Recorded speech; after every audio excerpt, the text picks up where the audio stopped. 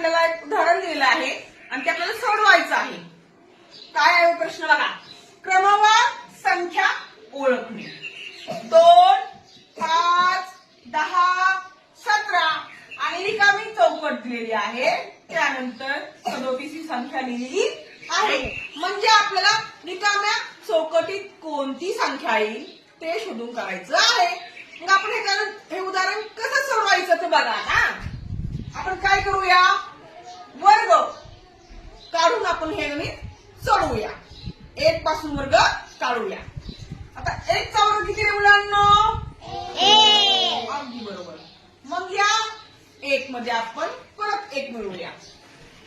1 अधिक 1 2. बघा वरचा 2 अंक हा आला का? आता 1 चा वर्ग केला. आता 2 चा वर्ग करूया. 2 चा वर्ग 4 मध्ये परत किती मिळवूया? 1. आपण 1 मध्ये किती मिळवला? 1. मग या 4 मध्ये आपण किती मिळवणार आहोत? 1. 4 अधिक 1 5. अगदी बरोबर. आता 1 चा वर्ग झाला, 2 चा झाला. 2 नंतर कोणता अंक आहे? 3. मग 3 चा वर्ग किती मुलांनो? 9. अगदी बरोबर. या 9 मध्ये किती मिळवायचे परत? 1. 9 अधिक 1 किती? 10. अगदी बरोबर. आता 3 चा वर्ग काढला. आता 4 चा वर्ग किती? 16. अगदी बरोबर. या 16 मध्ये परत किती मिळवायचे? 1. बरोबर. 16 अधिक 1 17. बघा मुलांना 2 हे खाली आले, 5 खाली आले, 10 आले, 17 आले. आता आपल्याला चौकटीमध्ये संख्या काढायची की नाही. मग आता 4 चा वर्ग केला. मग 4 नंतर कोणता अंक असतो? 5. अगदी बरोबर. मग 5 चा अंक कोणता? 5 चा वर्ग किती? 25. अगदी बरोबर. 5 चा वर्ग 25. या 25 किती मिळवावं लागतील आपल्याला? 1. अगदी बरोबर.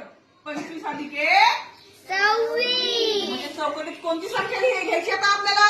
26. संख्या कोणती आली? 26. आता इथपर्यंत करून थांबायचं नाही. आपल्याला काय करायचंय?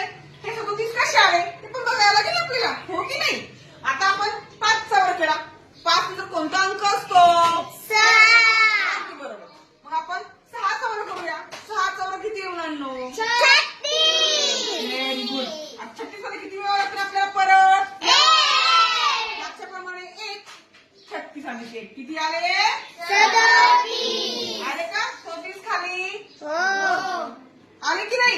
वर्ग केला आपण 1 चा वर्ग. नंतर किती केला?